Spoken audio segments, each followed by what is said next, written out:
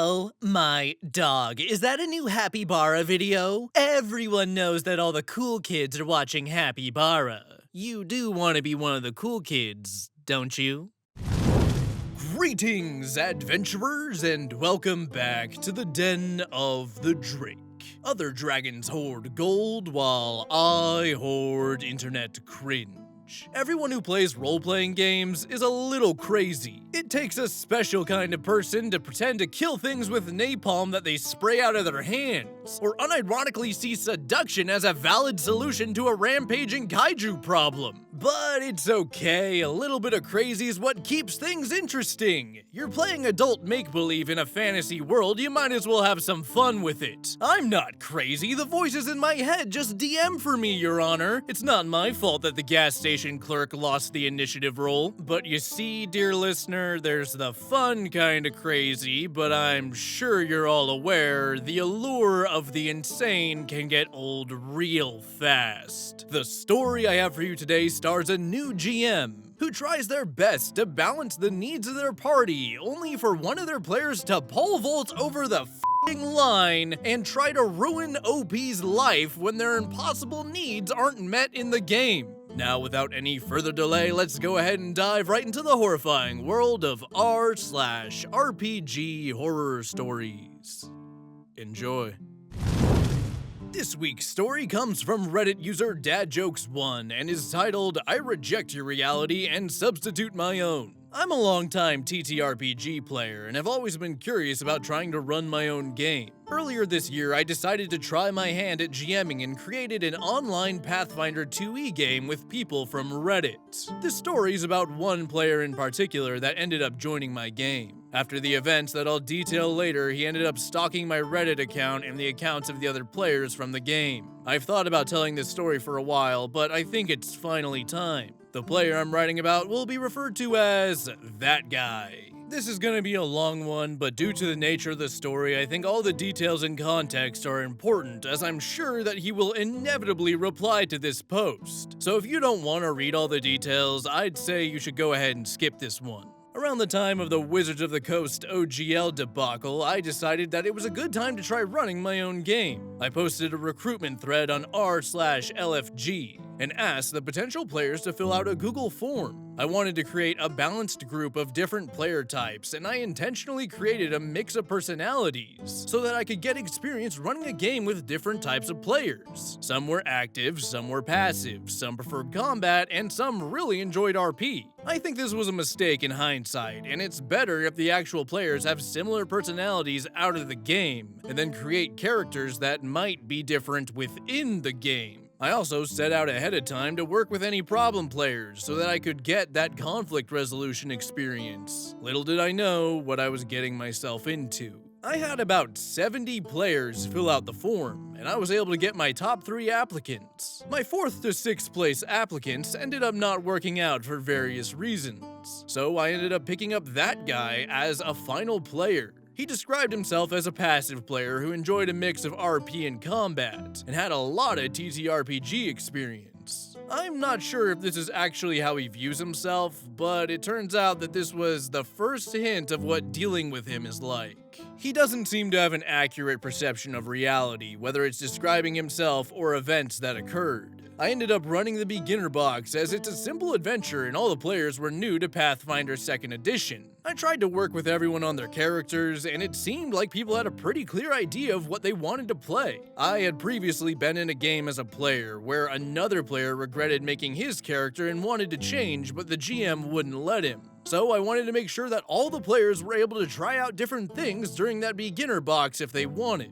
That guy first wanted to make a swashbuckler, which is a roguish tank class that has a variation of sneak attack. He ended up changing his mind and created a magus to play during the first session. The magus is a pure DPS class that is a hybrid spellcaster and martial. After the first session, he ended up not liking the magus and wanted to play the flurry ranger the next session. The flurry ranger is another tanky DPS class that is almost the exact opposite of the magus. The magus generally has one strong attack per turn, and the flurry ranger will have many small attacks. This list of characters will be relevant later. During the second session, he ended up not liking the ranger either. There is a part of the beginner box where we level up mid-session so the players can learn how to do it. At that time, he asked if he could make another character, a Redeemer Champion, which is a pure tank class. He assured me that he already had it ready, and could be done by the time the other players leveled up. I told him that he could go ahead as long as he did it quickly. He ended up taking a great deal more time than anticipated, and I think it was a bad decision to let him swap mid-session. Either way, they end up finishing the beginner box, but his character ends up going down in the final fight. I was using a house rule that they could not actually die in the beginner box, as it was more of a tutorial, so his character survived. We decided to move into a full campaign as a group since everyone apparently enjoyed the beginner box. That guy decides to create yet another character for the campaign, and after all of his experience, he decides to create an Inventor. The Inventor is another pure DPS class that has access to some flavorful abilities and gadgets, although they're a little low on the power level compared to some other options. At this point, I tried to be clear that the AP was going to be pretty combat heavy,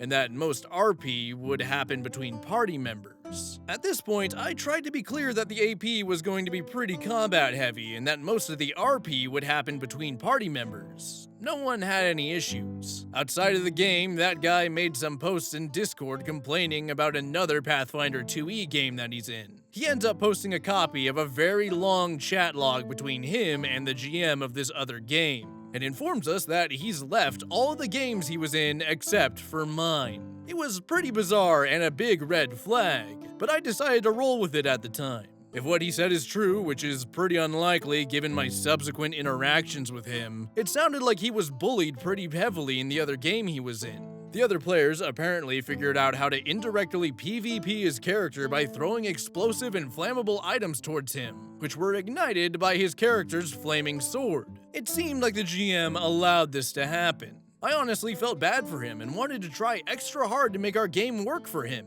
The campaign started, and that guy apparently enjoyed his Inventor enough to get some art commissioned for it. I did not ask or encourage him to do this, and he is the only player who did so. A few sessions went by, and everything seemed to be going really well. The group worked together and survived the early levels of a difficult AP with no deaths. This is actually pretty good for this particular AP. That guy goes down in 2 separate fights, but is immediately healed. I also did warn them all ahead of time about the difficulty of the system and this particular AP.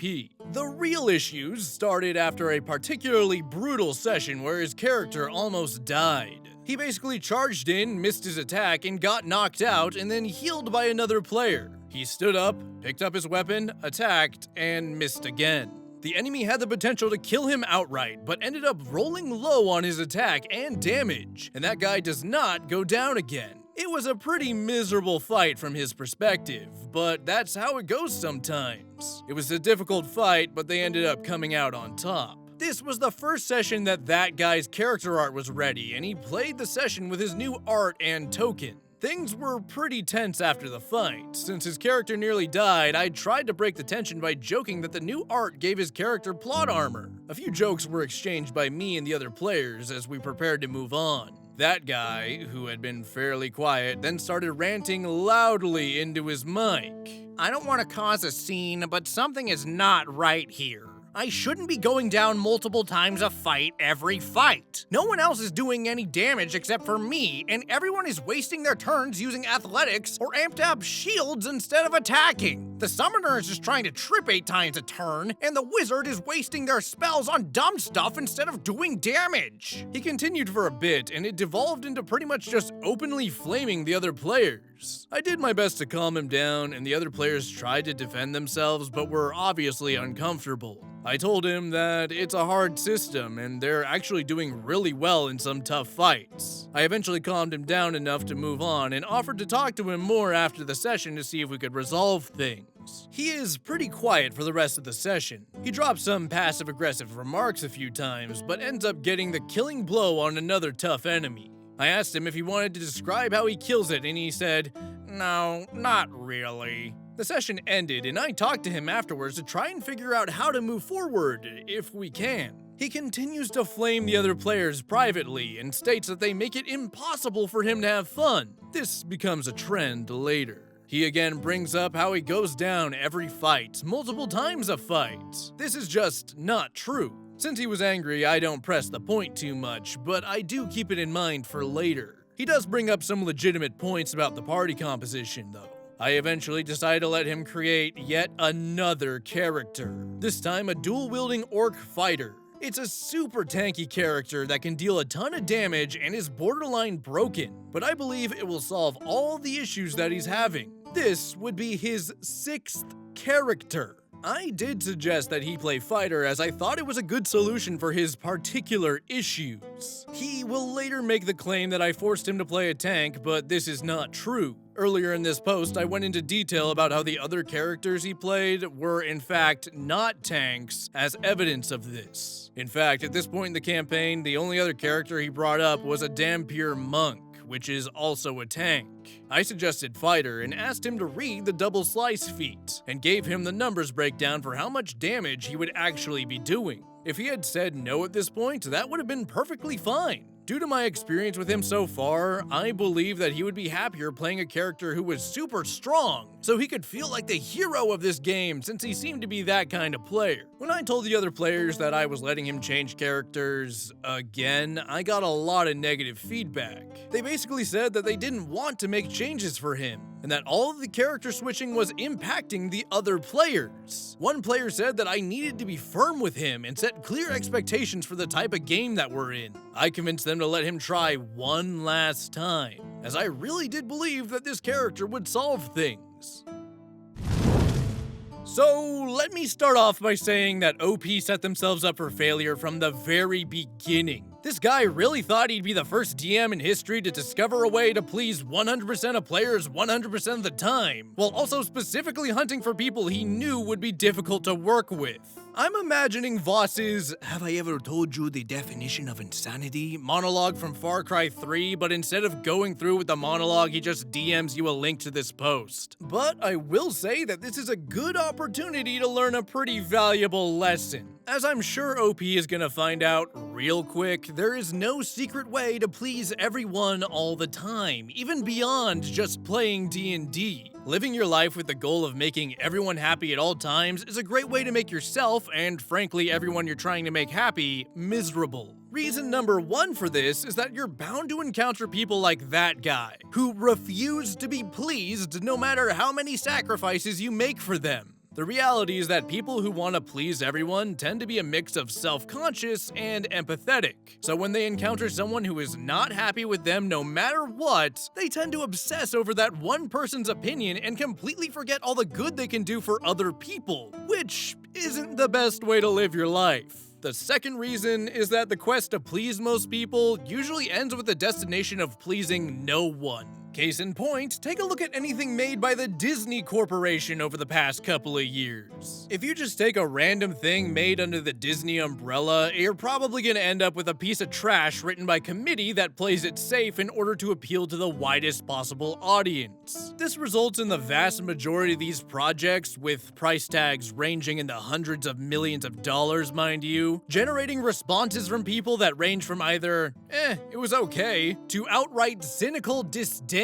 Okay, now let's go ahead and scale that back down to a D&D game. You got players who are mostly into roleplay and players who are mostly into combat in your group. So you divide your game perfectly into 50% combat and 50% roleplay to make sure everyone gets what they want. Sounds good on paper, right? Well, not really, because each person is only getting what they want half of the time. And for those of you who went through school, you should know that 50% is a failing grade. So what's the solution here? Simple. Acknowledge that there is no solution and make a game that will be fun for you to run. If you're having fun, then most of the time it's gonna rub off on the players, and even if the game isn't flawless in their eyes, they can at least admit that it was fun, which really is the point of playing a game, right? To have fun. We went through the next session and it was just a highlight reel for his new character. His AC is high, he has a ton of health, and an ancestral ability to avoid getting knocked out. He does a ton of damage and even kills a few enemies in one hit. Every complaint he previously had was solved by this new character. On the RP side, he decided to go for a more goofy personality for his fighter. He ends up knocking on every door in the dungeon before entering and goes, "Hello? Is anyone in there?" He goes for a few slapstick goofs and generally just sprints around the dungeon breaking and killing things. It was at odds with the way the other players wanted to play the game. One of the other players asked him not to sprint so loudly through the dungeon. They encountered a trapped room with some tripwires, and he threw the corpse of an enemy at the wires in order to trigger them. There was an enemy in a nearby room who heard this and ended up casting a buff spell on himself in preparation for combat. That guy's character then says, "We can hear you in there. We're about to come in there and kill you, so buckle up." I'm paraphrasing here. One of the other players has had enough and tells him to stop. I believe his exact words were simply, "Stop that." That guy takes offense and plays the rest of the session, which is mostly just combat, in his quiet, passive-aggressive way. This was unfortunate, but I thought he would be happy since the combat went so well. After the session, I ask for his thoughts on his new character, and he replies, "It's boring." After all I went through to convince the other players, I was pretty annoyed, so I didn't talk to him for a few days. A few days later, he mentions in Discord that he wants to play an Oracle since it's a super flavorful class and will enable him to RP more. I talked to him in DMs, and he now has a completely new, diametrically opposed list of complaints that are just as important as all the things that we just solved. He claims that he cannot RP in-game as the other players won't let him, and that his character is too boring. He needs to play a flavorful spellcaster in order to move forward. He also continues to flame the other players in DM since he claims that they are no RP power gamers who don't know how to build or play their characters. I finally put my foot down and told him that I won't let him make any more characters. I can work with him to make this character more flavorful and interesting, but I refuse to ask the other players to change since I don't think they did anything wrong. He continues to say that the other players will not let him RP. I tell him that I can change up things the next session so that I can RP with him more if the other players won't. He continues to flame the other players for not RPing or talking enough. I ended up telling him that 2 of the players mentioned on their application that they preferred combat, but that I tried to create a balanced group with him and one other player who both preferred RP. So the final group was 2 combat players and 2 RP players. The other RP player, who wasn't that guy, was a phenomenal role player and talked a ton, and I thought overall was a pretty good balance. However, that guy took this information and then claimed that I lied to him about the RP combat balance of the game. It had intentionally created a wargaming table with people who couldn't RP or play combat correctly. This obviously wasn't true, but after talking to him for several hours late into the night, I realized that there was nothing I could do to make him happy. I ended up bringing up his earlier claims that he went down every fight, multiple times a fight. I believe that he was a bit delusional about the events that occurred, so I wanted to use this as an example of how he could be misremembering things. I offered to send him the combat logs from Foundry, which I never deleted, and do a Control F for "that guy has gone unconscious." I forget the exact message. There were only 3 entries since we started the campaign, and never more than once in one fight.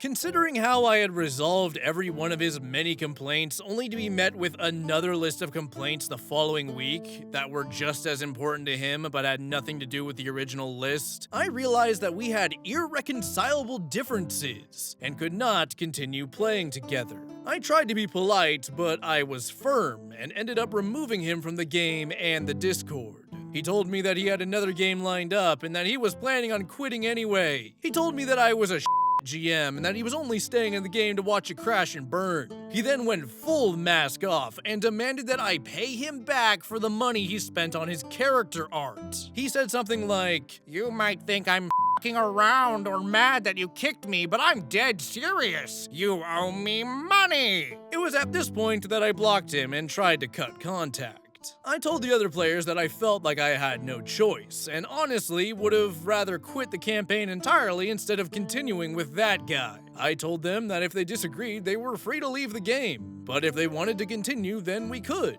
They all ended up staying. I found a replacement player for that guy, and we continued on for a while. I ended up having to quit the campaign sometime later due to IRL obligations. That guy ended up making his own post on this very subreddit soon after, but after one of the players found the post and called him out for lying, that guy deleted the post. He didn't seem like he was all there mentally during the campaign, but since kicking him, he has been completely unhinged. He created a new account and has been stalking my Reddit account along with all the other players' accounts. He replies to our posts with bizarre rants that are about 1% true. It's alarming. He commented on a post that I made applying to another game, calling me a pedophork, and claiming that I tried to rope NPCs. I'm not sure how that last part even makes sense. He changed his Discord username to, "My username is a pedophork."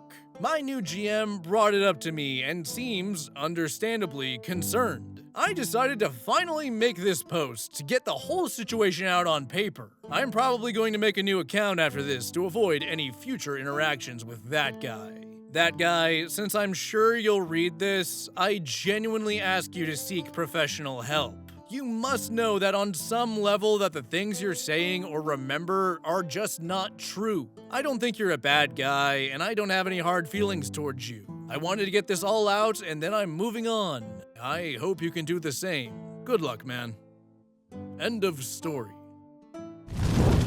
Okay, that escalated at supersonic speeds. OP, don't kid yourself with the whole "I'm sure you're not a bad guy" thing. Take a step back and look at this situation objectively. Even after everything that guy has done, you're still trying to please him. This is a man who is willing to potentially ruin your entire life and reputation over not being able to change his class 20 times in a game of adult make-believe. This is borderline psychopathic behavior, and I don't think you're gonna be able to appeal to the rational nature of someone who wasn't rational from the start. The persistent cyber-stalking combined with the willingness to go straight for your metaphorical jugular is not a combination I would take lightly, OP. Take all the necessary steps to get this guy as far away from you as possible, and then keep him there. But it's not all negative, since like I said earlier, there's a lesson to be learned here.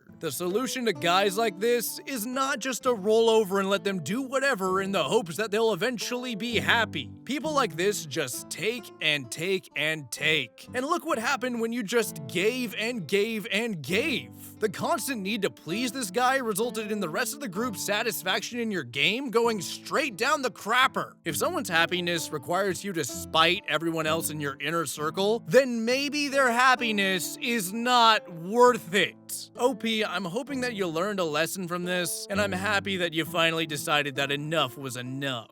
But you know what we can never get enough of? Fan art! That's right, how about we take a look at this week's Gallery of the Drake? This week's fan art comes from viewer Lavender Fairytale and depicts the Drake taking on an appropriately anabolic human form. Now, I've seen a handful of human drakes throughout my time on YouTube, and all of them are either femboys or daddy. There's literally no in between with you people. Yeah, I start my day by eating like 14 eggs and hitting the gym. On Monday, we train chest because I gotta look anabolic for all those nerdy chicks out there. Whoa, cameraman, what are you doing? Pan that camera back up here. Leg day's tomorrow, bro. Thank you again, Lavender Fairytale, for submitting your art. If you want to see your fan art featured in Gallery of the Drake, be sure to send it to the email in my About section. Fan art is my favorite part of doing YouTube, and it means the world to me that I can inspire artists like you to create artwork like this. With the story over and artwork displayed, we're gonna go ahead and wrap up. If you enjoyed the video, be sure to like, comment, and subscribe, and send in your fan art. And if you feel like supporting the channel further, my Patreon and merchandise links are in the description. I would like to thank you all for listening, and I hope to see you next time in the Den of the Drake.